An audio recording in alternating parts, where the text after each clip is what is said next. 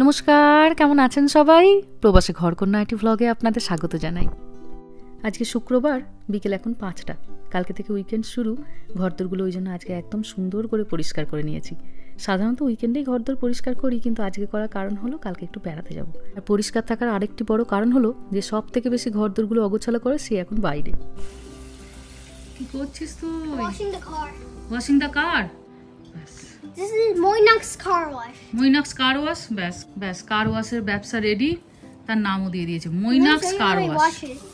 Let me show you how it can. আচ্ছা বাবা, আমার কাছে আসতে হবে না, আমি তো ভিজে যাব। আচ্ছা দেখুন 50 লিটার জল খরচ করে একটা 5 ইঞ্চির গাড়ি দিয়েছে।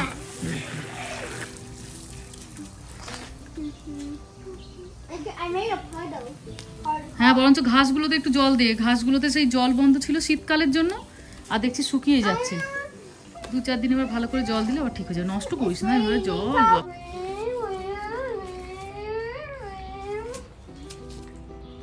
Welcome to Moinox car wash. ও welcome to Moinox car wash। এই যে এবার গাড়ি। Let me show you how I wash it.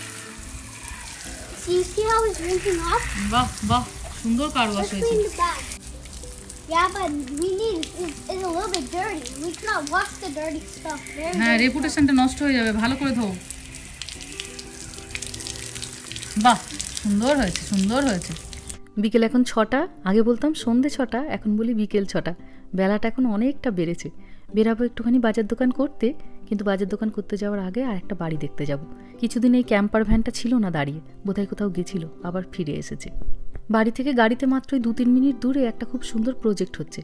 আর এ তো আপনারা জানেনই, আমরা একটু ঘর খুঁজছি, তো ভাবলাম যে বাজার যাওয়ার আগে টুক করে একবারটি ঘুরে নিই। 10-15 মিনিটেরই ব্যাপার, একটু দেখা যাবে কেমন করেছে। এটি একদম নতুন প্রজেক্ট, তৈরি হচ্ছে সবে। তবে বাড়ির রংটা দেখেই তো মনটা একদম খুশি হয়ে গেল। ধপধপে সুন্দর সাদা। এখানে তো সবই কাঠের বাড়ি তৈরি হয়, এ তো আপনারা জানেনই। এই প্রজেক্টটি যারা বানাচ্ছেন ওনাদের 3 রকম মডেলের বাড়ি তৈরি হচ্ছে। এটি সব থেকে বড়, তো এটাতে ওই জন্য আমরা এলাম ভেতরটা দেখতে যে কেমন করেছে। যদিও এইটি হচ্ছে ওনাদের মডেল হোম, এটা বিক্রি হবে একদম সবার শেষে। মডেল হোমকে ভীষণ সুন্দর সাজিয়ে গুছিয়ে এইভাবে লোকের সামনে প্রেজেন্ট করা হয়। এগুলিকে বলে স্টেজিং করা। এই যে ঘরটিতে দেখছেন সোফা, টি টেবিল, বিভিন্ন রকমের আসবাবপত্র দিয়ে সুন্দর করে সাজিয়ে আপনার সামনে রেখেছে।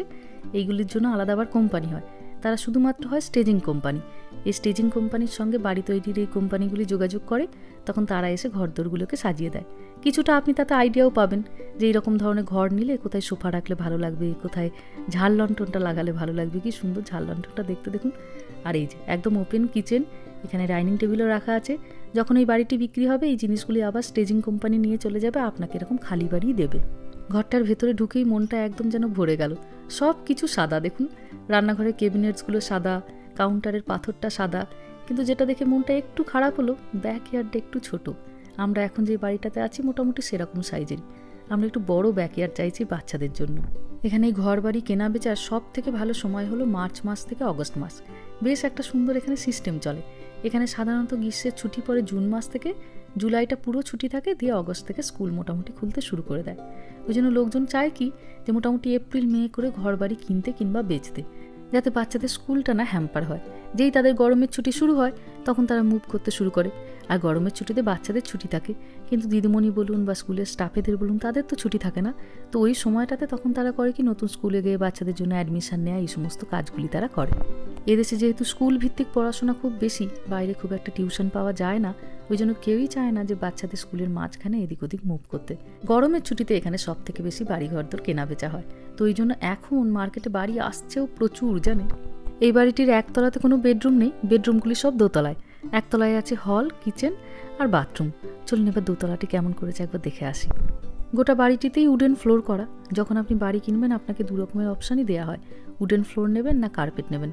উডেন ফ্লোরে খরচাটা একটু বেশি, দেখতেও ভারী সুন্দর লাগে, তবে শীতকালের দিনে কার্পেটটা একটু বেশি আরাম লাগে। কার্পেটের খরচটা তুলনামূলকভাবে উডেন ফ্লোরের থেকে কম। এইটি হচ্ছে মাস্টার বেডরুমটা। একতলার মেঝেটি কাঠের হলেও দোতলার মেঝেটি এই দেখুন কার্পেট দেয়া। তবে যেটা ভারী সুন্দর লাগছে, বেডরুমটাও একদম সমস্ত কিছু সাদা রঙের জিনিসপত্র দিয়ে সাজানো। দেখুন কি অপূর্ব সুন্দর গোটাটা লাগছে। যদিও এখন আমাদের এদিকে ঘর দরের দামও প্রচণ্ড বেড়ে গেছে জানেন, আর তার উপর হোম লোনের ইন্টারেস্ট তো ভীষণই চড়া। আগে এরকম ছিল না, কিন্তু এখন খুব ইন্টারেস্টটা বেড়ে গেছে। যদি এই গরমের ছুটির মধ্যে কোনো কিছু আমরা ফাইনাল করতে পারি, তাহলে আস্তে আস্তে তো আপনাদের সবই জানাতে থাকবো। কিভাবে এখানে নতুন বাড়ি খুঁজতে হয়, কি কি অনলাইন সাইট আছে তার জন্য, হোম লোনের সুদের হার কত, এখানে কতটা ডাউন পেমেন্ট করতে হয়, সবই তখন আপনাদের আস্তে আস্তে জানাতে থাকবো। আজ আমরা যে বাড়িটি দেখতে এসেছি এটা মোটামুটি 1.1 মিলিয়ন দাম। 1.1 মিলিয়ন মানে প্রায় ধরুন 9.5 কোটি টাকা মতো পড়বে, কিন্তু দিনের শেষে আপনি দেখবেন 10ই দিয়ে ফেলেছেন, কারণ হাজার রকমের আপগ্রেড করা, হাজার রকমের জিনিসপত্র থাকে। বাথরুমটাও খুব সুন্দর দিয়েছে, জিনিসপত্রগুলো এরা কিন্তু খুব সুন্দর দিয়েছে, নতুন বাড়ি তো।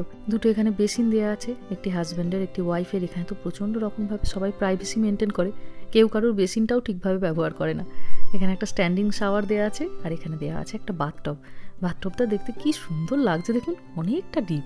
এই বাড়িটিতে 4টে রুম আছে, 3টি বেডরুম আর একটি অফিস রুম। অফিস রুমটি নিচে আছে আর 3টি বেডরুমই ওপরে দেওয়া আছে। যে ফ্যামিলিতে ধরুন 4 জন মেম্বার, মানে স্বামী স্ত্রী 2টি বাচ্চা, তাদের কিন্তু 3টি বেডরুম মোটামুটি লাগবেই, কারণ এখানে বাচ্চারাও তো ঘর শেয়ার করে না। তো 2টি বাচ্চার জন্য 2টি আর হাজব্যান্ড ওয়াইফের একটা। এটা ওয়াকিং ক্লজেটটা বেশ বড় সড়ো। দেশ বিশেষে মানুষের জীবনধারাও কেমন বদলে যায়। আমরা ছিলাম 3টি ভাই বোন, আমরা একটি 2 কামরার কোয়ার্টারে বড় হয়েছি জানেন। এদেশের পুচকি পুচকি বাচ্চাগুলোরও নিজেদের তাদের আলাদা বেডরুম থাকে, আলাদা আলমারি থাকে, মুখ ধোয়ার জন্য তাদের আলাদা সিঙ্ক থাকে। আর আমাদের আলাদা বলতে ছিল নিজেদের বালিশটা আর ব্রাশটা। জামাগুলোও তো বোন টেনে টেনে পরে নিত। এটা লন্ড্রি রুম, ওয়াশার ড্রায়ার, খুব সুন্দর, ওপরে একটুখানি তাক দেওয়াও আছে। সাধারণত এখানে দেখি যাদের ইন্ডিভিজুয়াল বাড়ি থাকে তাদের এই ওয়াশার ড্রায়ারের জন্য আলাদা একটা রুম থাকে, আর যারা ধরুন অ্যাপার্টমেন্টে থাকেন ওনাদের আলাদা একটা ক্লজেট থাকে, তার মধ্যেই 2টি দেয়া থাকে। সেই ব্যবস্থাটিও ভারী সুন্দর লাগে। আমরা যখন এদেশে প্রথম আসি তখন স্যান ম্যাটিও বলে এখানে একটি জায়গা আছে, সেখানে অফিস থেকে আমাদের অ্যাকোমোডেশন দিয়েছিল একটি অ্যাপার্টমেন্টে। 2 কামরা ছিল সেই অ্যাপার্টমেন্টটি, ভারী সুন্দর ছিল। 2টি বড় বড় ঘর, একটি হল ঘর, একটি রান্নাঘর। সেখানেই প্রথম দেখেছিলাম যে ওয়াশার ড্রায়ারটা একটি ক্লজেটের মধ্যে ছিল। এটি কিডসদের বাথরুম, ওই জন্য বাথটব দেয়া। মেহা এখানে ডাকছে এখানে একটি ঘর দেখানোর জন্য। এই ঘরের সাজানোটি ওর ভারী পছন্দ হয়েছে, তাই বললো এই ঘরটা দেখে যাও মা, কি সুন্দর ঝাল লণ্ঠনটা। মা দেখি সত্যিই তাই, কি সুন্দর একটা ফুল। এই যে সাজানো গোছানো এত সুন্দর দোতলা বাড়িটি দেখছেন, এটি কিন্তু গোটাটা কাঠের, আর ভীষণ কিন্তু আপটকা। যদিও এদের ভিতটা তৈরি হয় সিমেন্টের, তারপরে গোটা সব কিছু কাঠ দিয়ে। আমাদের দেশে যেমন সিমেন্ট, চিপস, বালি, রড দিয়ে তৈরি হয় পিলার, যা ঘরটাকে দাঁড় করিয়ে রাখে, এদেশের এই কাঠের বাড়িগুলির পিলার হচ্ছে গিয়ে সলিড কাঠ। এগুলি ভীষণই শক্তপোক্ত হয়, কিন্তু দেওয়ালগুলি হয় ভীষণই দুর্বল। রেগে গিয়ে বা মনের দুঃখে মোটে কিন্তু দেওয়ালে মাথা ঠোকা যাবে না। যদি একটু জোরে মাথাটা ঠুকে ফেলেছেন, মাথাতে আপনার একটা আলু হোক বা না হোক, দেওয়াল কিন্তু ফেটে যাবেই যাবে। তখন আবার আরেক বিপত্তি, হ্যান্ডিম্যান দেখে তখন দেওয়াল সারাতে হবে। এই ছোট ছোট বাচ্চাগুলোর হয় বাড়ি শাস্তি। মা বাবারা বাড়ি দেখতে আসেন ঠিকই, ওরা কি করবে আর বুঝে পায় না। যেটুকু যা খেলনার জিনিসপত্র থাকে সেটুকু নিয়েই খেলতে থাকে। ওই দিক দিয়ে চলে গেছে সিঁড়িটা, আর এইখানে আছে একটি বাচ্চার রুম। কি সুন্দর করে সাজিয়েছে দেখুন, একটি ক্লিপ দেয়া, দুদিকে 2টি খুব সুন্দর টেবিল ল্যাম্প দেয়া, আর সামনে একটা ছোট্ট মতো ভেড়াছানা রাখা। তবে এই ঘরটিকে ওনারা এইভাবে সাজিয়ে রেখেছে, আপনার বাড়িতে যদি এমন ছোট বাচ্চা না থাকে আপনি আপনার বড় বাচ্চার মতো সাজিয়ে নিতে পারেন। সাধারণত এদেশে জন্মের পরে একটি বাচ্চা যখন হসপিটাল থেকে বাড়িতে আসে তখন থেকেই তার নিজস্ব একটি রুম হয়ে যায়। বাচ্চা জন্মাবার আগেই বাবা মা তার জন্য একটি ঘর নির্ধারিত করে, আর তারপরে শুরু হয় বাচ্চার ব্যবহারের উপযোগী জিনিসপত্র দিয়ে সেই ঘরটিকে সুন্দর করে সাজানো। ঘরটা কি সুন্দর লাগছেও দেখুন। এদেশে সাধারণত বাচ্চার ঘরটিতে দেখা যায় যে কার্পেট থাকেই, অন্যান্য ঘরে কার্পেট উঠিয়ে দিলেও বাচ্চার ঘরটিতে কার্পেট রাখাই হয়, কারণ কোনো কারণে যদি সে পড়ে যায় তার আঘাতটা একটু কম লাগে যাতে আর কি। এত সুন্দর ঘরটা লাগছে, ওই জন্য আরেকবার মনে হলো ঘুরে দেখি। তবে আমরা এখন উঠে পড়ে এত বাড়ি খোঁজার কারণ হলো বাড়ির মধ্যে বেশি ঘরের পরিমাণ থাকবে তার জন্য না। ঘর একটা দুটো কম হলেও আমাদের ক্ষতি নেই, কারণ বাচ্চারা তো এখনও অবধি বেশিরভাগ সময় আমাদের সাথেই থাকে। এই সবে মেহা আলাদা হয়েছে আমাদের থেকে, রামা এখনও আমাদের সঙ্গেই শোয়। আমাদের দরকার একটি বড় ব্যাকইয়ার্ড, যাতে ছেলেমেয়েরা প্রাণ খুলে খেলতে পারে। বড় একটা ব্যাকইয়ার্ড থাকলে হাজার রকম তাতে গাছ থাকবে, পাখি আসবে, খরগোশ আসবে, ছেলেমেয়েরা প্রাণ ভরে খেলবে। এই জীবনটা এখন আমরা খুব যেন অভাব বোধ করি, ওই জন্য আমরা একটা বড় ব্যাকইয়ার্ড যাতে পাই সেই রকম ঘর খুঁজছি। ঘর একটু ছোট হলেই বরঞ্চ ভালো। এই 10 বছর ধরে একা হাতে সমস্ত কিছু পরিষ্কারপাতি করতে করতে আমিও বড় হাঁপিয়ে উঠেছি। একটু ছোট বাড়ি হোক, কিন্তু একটু বড় বাগান হোক। আর ডান দিকে এই যে একটা ঘর দেখতে পেলেন, ওটি হচ্ছে অফিস ঘরটি। চলুন এবার বেরাই। মোটামুটি সন্ধে হব মুখে, যাবো একটু কসকো, কিন্তু আর মনে হচ্ছে হবে না যাওয়া। ওর বাবাকে বলবো বাচ্চাগুলোকে নিয়ে চলে যেতে। আমার আবার বন্ধুর বাড়িতে আজ একটু চা খেতে যাওয়ার নেমন্তন্ন আছে। এই ঘর ঘুরে ঘুরে দেখতে দেখতে তো সময়টা কোথা দিয়ে চলে গেল। ওর বাবা বাচ্চাদেরকে নিয়ে একটু বাজারে যাক, আর আমি টুক করে একটুখানি চা খেয়ে চলে আসি বন্ধুদের সাথে। সকালে মর্নিং ওয়াকে যাওয়ার সময় বহুবার আপনাদের সঙ্গে সূর্যোদয়টা শেয়ার করেছি, তবে আজকে ভাবলাম যে সন্ধ্যে যখন হয়েই গেল একটু সূর্যাস্তটাও আপনাদের সঙ্গে শেয়ার করি। কি অপূর্ব সুন্দর লাগছে দেখুন।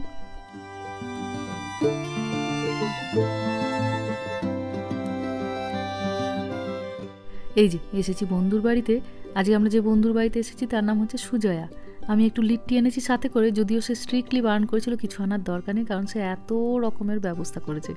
এখানে 2 রকমের স্যান্ডউইচ করেছে সে, একটা চিকেন স্যান্ডউইচ, একটু ভেজ স্যান্ডউইচ, এখানে চা খুব সুন্দর করে সাজিয়েওছে, বিভিন্ন জায়গাতে একটু করে মোমবাতি জ্বালিয়েছে, খুব সুন্দর বেশ গন্ধ আসছে। এখানে বিভিন্ন রকমের ড্রাই ফ্রুটস, চাটনি, বিস্কুট, এখানে বানিয়েছে চিড়ে দিয়ে, আলু দিয়ে টিক্কি, কর্ন দিয়ে টিক্কি, ফিশ ফিঙ্গার, এখানে আছে পেঁয়াজের সিঙ্গারা, অনিয়ন সামোসা এখানে ভীষণ বিক্রি হয়, আরও নানা ধরনের খাবার। চলুন টুকটুক করে খাই, একটু গল্প করি, তারপরে আবার বাড়ি ফিরবো। আর এখানে রেখেছে একদম বেশ কিছু তাজা ফুল। ওই যে খয়েরি রঙের কাফতান পরে আছে যে বন্ধুটি, তার নামই সুজয়া। সুজয়া, পিঙ্কি, রানী, অনিন্দিতা, ইন্দ্রাণী আর আমি। এই মুখগুলোকে হয়তো আপনারা পুজোর সময় ব্লগগুলিতে দেখেছেন, আবার অনেক দিন পর দেখা হলো।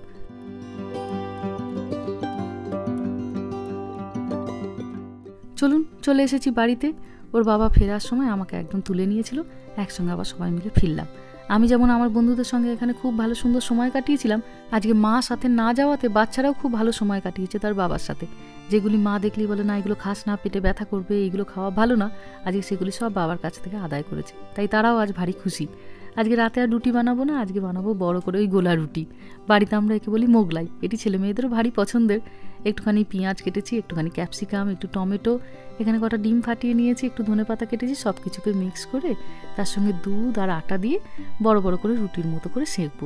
খাবার সময় অল্প একটু করে সস নিয়ে নিই, ভারী ভালো লাগে তখন খেতে। সপ্তাহের অন্যান্য দিনগুলোতে রাত্রিবেলা সাধারণত রুটি হয়, আর শুক্রবারের রাতটায় চেষ্টা করি একটু অন্যরকম কিছু হোক। ভাবলেই কেমন অবাক লাগে বলুন, দিনগুলো যেন একদম ঝড়ের মতো বয়ে চলেছে। আর 1 মাস পরেই শুরু হয়ে যাবে ছেলে মেয়েদের গরমের ছুটি, স্কুল করলেই একটা করে ক্লাস তারা উপরে। আর 1 বছর পরেই মেহেও শুরু হয়ে যাবে হাই স্কুল। 4টি বছর হাই স্কুলে কাটিয়ে তারপর কলেজ, ব্যাস বাড়ি ছাড়া। যাই হোক চলুন, দিনটাও প্রায় শেষ হয়ে গেল, ভিডিওটাও তাহলে আজকে এখানেই শেষ করছি। সবাই ভালো থাকবেন, সুস্থ থাকবেন, সাবধানে থাকবেন। আর ব্লগটা কেমন লাগলো সেটা আমাকে অবশ্যই কমেন্টে জানাবেন। ভালো লাগলে একটা লাইক করে দেবেন। সবাই ভালো থাকবেন, সুস্থ থাকবেন, সাবধানে থাকবেন। দেখা হবে খুব শিগগিরই পরের একটা ভ্লগে।